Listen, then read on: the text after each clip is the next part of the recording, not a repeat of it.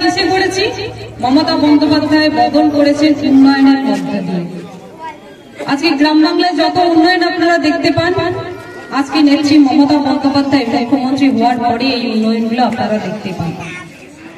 আজকে জন্ম থেকে মৃত্যু পর্যন্ত অনেক প্রকল্পের সুযোগ সুবিধা মানুষ পাচ্ছে। আপনারা জানেন, এখানে যারা আছেন তারাও পাচ্ছেন, যারা আওয়াজ শুনতে পাচ্ছেন তারাও পাচ্ছেন, যারা ঘরে বসে আছেন তারাও কিন্তু সেই সুযোগ সুবিধাগুলো পাচ্ছেন।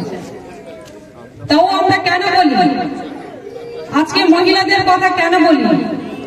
আজকে আমাদের নেত্রী মমতা বন্দ্যোপাধ্যায় একজন মহিলা।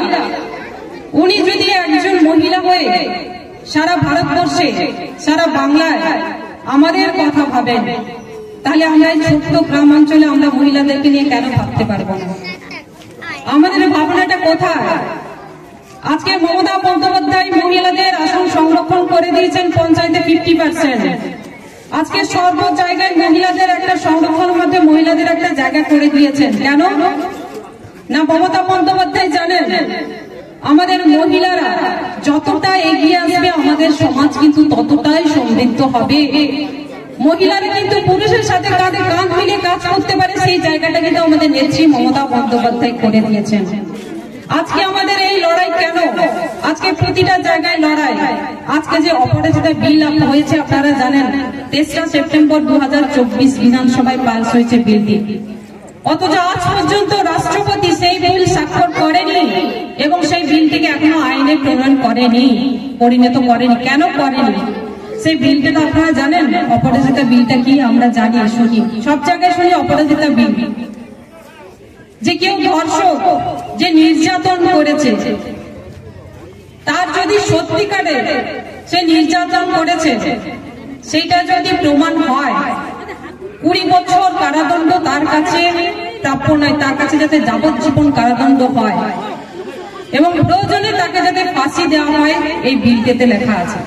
যাতে কোনো পুরুষ যখন মহিলাকে ধর্ষণ করবে বা নির্যাতন করবেন, তার আগে তাকে 14 বার ভাবতে হবে যে তার আইন কোন জায়গায় থাকবে। সেই জায়গায় আজকে নেত্রী মমতা বন্দ্যোপাধ্যায় বাংলাকে সুরক্ষা করার জন্য কিন্তু আইনটা নিয়ে এসেছেন, যাতে বাংলার মহিলারা সুরক্ষা থাকে। আর আজকে কেন্দ্রীয় সরকার বিলটাকে পাস করতে দিচ্ছে না কেন? কার স্বার্থে বা কাদের ফলে?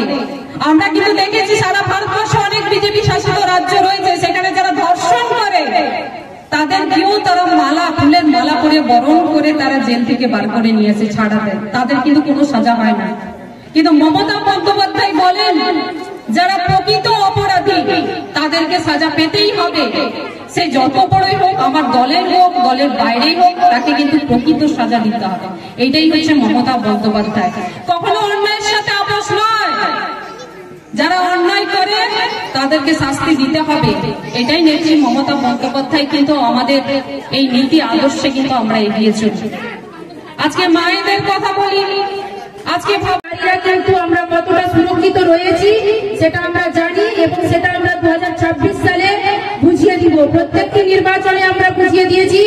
আমাদের নেত্রী মমতা বন্দ্যোপাধ্যায় আমাদের যেভাবে আগলে রেখেছেন, সমস্ত জাত পাত ধর্ম নিরপেক্ষ ভাবে তিনি যে উন্নয়নের ডালি আমাদের কাছে পৌঁছে দিয়েছেন এবং বিশেষ করে আমাদের মহিলাদের জন্য তিনি যা যা করছেন, তাই আমরা কিন্তু মহিলারা হাত শক্ত করব এবং দিদির হাতকে আমরা ঐক্যবদ্ধ হয়ে দিদির হাতকে শক্ত করার লক্ষ্যে আজকের এই কর্মসূচিকে সফল করেছেন। আপনারা সবাই উপস্থিত হয়েছেন।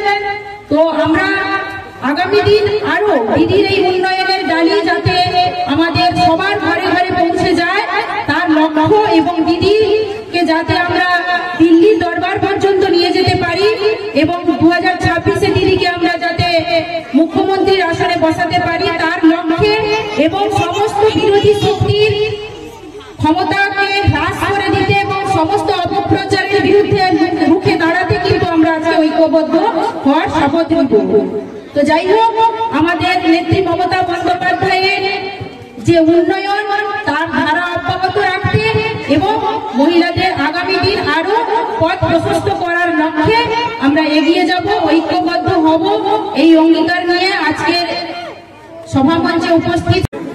এটা আমাদের দাবি যে আজকে আমাদের যে নারী অপরাজিতা নারী ও শিশু ধর্ষণ বিরোধী বিল যেটা পাস হয়েছে বিধানসভাতে, তেসরা সেপ্টেম্বর আজকে 2024 সেই বিল রাষ্ট্রপতির কাছে পড়ে আছে, স্বাক্ষর করেননি। তার জন্য রাজ্য থেকে শুরু করে জেলা থেকে শুরু করে ব্লক স্তর পর্যন্ত মহিলা তৃণমূল কংগ্রেস আন্দোলন করছে, নেতৃত্ব তারা কর্মী সভা করছে, প্রতিবাদ সভা সংগঠিত হচ্ছে। আমাদের দাবি আমাদের নেত্রী মমতা বন্দ্যোপাধ্যায় এবং রাজ্যের নেত্রী চন্দ্রিমা ভট্টাচার্যের নির্দেশ অনুযায়ী আমাদের দাঁতন ব্লকে আমাদের খণ্ডুইতে এই দীক্ষা কর্মসূচির আহ্বান করা হয়েছিল। অসংখ্য মহিলা উপস্থিত হয়েছিলেন। আমাদের এই সভা সফল হলো। আমাদের মূল লক্ষ্য হচ্ছে অপরাজিতা বিলকে আইনে পরিণত করতে হবে এবং মহিলাদেরকে আগামী দিনে সুরক্ষিত রাখার জন্যই এই দাবি। এবং এই দাবি যতদিন না সফল হচ্ছে আমরা কিন্তু গ্রাম শহর সর্বত্রই এই প্রতিবাদ সভা চালাবো এবং এই প্রতিবাদ আমরা দিল্লির দরবার পর্যন্ত পৌঁছে দেব। দীর্ঘদিন ধরে এই আন্দোলন করছেন, কিন্তু এখনো ফলস্বরূপ কিছু দেখা গেল না। ফল নিশ্চিত হবে, আমরা ফল নিশ্চিত পাবো। আমাদের নেত্রী মমতা বন্দ্যোপাধ্যায় যেখানে রয়েছেন তিনি কোনো কাজে বিফলতা অর্জন করেননি, তিনি সব ক্ষেত্রেই সফল হয়েছেন। আমরা জানি, আমাদের দীর্ঘ বিশ্বাস রয়েছে তিনি সফল হবেন এবং আমরা পশ্চিমবাংলার মায়েরা বোনেরা এর সুবিচার পাবো। কি নাম আপনার? প্রীতিলতা বেরা, সভানেত্রী, দাঁতন 2 নম্বর ব্লক মহিলা তৃণমূল কংগ্রেস। তৃণমূল মহিলা কংগ্রেসের সভানেত্রী চন্দ্রিমাদের নির্দেশে আমাদের গত 26শে ডিসেম্বর থেকে শুরু হয়েছে এই দীক্ষা কর্মসূচি। আমাদের 25শে জানুয়ারির মধ্যে প্রতিটা ব্লকে এই কর্মসূচি হবে ব্লক ভিত্তিক। আমাদের মাননীয় মুখ্যমন্ত্রী মমতা বন্দ্যোপাধ্যায় মহিলাদের জন্য যে প্রকল্পগুলো করেছেন, মহিলাদের সুবিধার্থে, মহিলাদের স্বনির্ভর করার জন্য, সেইগুলো মহিলাদেরকে আমরা মহিলাদের কাছে তুলে ধরা এবং মহিলাদেরকে আরও সক্রিয়ভাবে তার নিজ এলাকায় যাতে পুরুষের সাথে তারা কাঁধে কাঁধ মিলে কাজ করতে পারে, মহিলারা কোনো অংশে কম নয়। মমতা বন্দ্যোপাধ্যায়ের যে চেষ্টা মহিলাদেরকে এগিয়ে নিয়ে যাওয়ার, সেই সফলের লক্ষ্যে আমরা সমস্ত মহিলাদেরকে নিয়ে আমরা এই কর্মসূচি নিয়ে আমাদের যে একটা ঘোষণা প্রোগ্রাম ব্লকে হয়েছে, প্রোগ্রামটি আমাদের কাছে উপস্থিত ছিলেন আমাদের বিধায়ক ছিলেন, আমাদের জেলা নেত্রী মামুন্দি আছে, মহিলা সভাপতি এবং ব্লকের সভানেত্রী যিনি প্রীতিলতা আছেন, এবং আমাদের ব্লকের অল পঞ্চায়েত প্রায় 124টি পঞ্চায়েত আমাদের তৃণমূল কংগ্রেসের 64 থেকে 65 জন মহিলা পঞ্চায়েত সবাই উপস্থিত হয়েছেন। আমি ধন্যবাদ, আমি খুশি হলাম। প্রথমেই আমি দেখলাম অল মহিলা পঞ্চায়েতরা এসেছে, তাই জন্য আমি ধন্যবাদ। কারণ আমি সবসময় প্রশ্নটা করতাম পঞ্চায়েতরা কেন আসবে না আমাদের, কিন্তু আজ সব পঞ্চায়েত, কিন্তু পঞ্চায়েত কর্মদক্ষ, পঞ্চায়েত সমিতি মেম্বার, পঞ্চায়েত সমিতি সভাপতি, অল প্রধান সবাই এসেছে। এবং আমাদের এই কর্মসূচি এটা একটি ব্লকের নয়, এটা খণ্ডই পঞ্চায়েত সমিতি জনে আমরা করেছি। আমি ধন্যবাদ জানাই যমুনাদা এবং এই অঞ্চলের যুব সভাপতি আনোয়ার সরকার পুরো টিমকে, 2 পঞ্চায়েত আছে, বাপ্পা আছে, সবাইকে আমি ধন্যবাদ জানাই। আপনি বলুন, একটি পঞ্চায়েত সমিতি জনে এত হাজার হাজার মহিলা হয়েছে।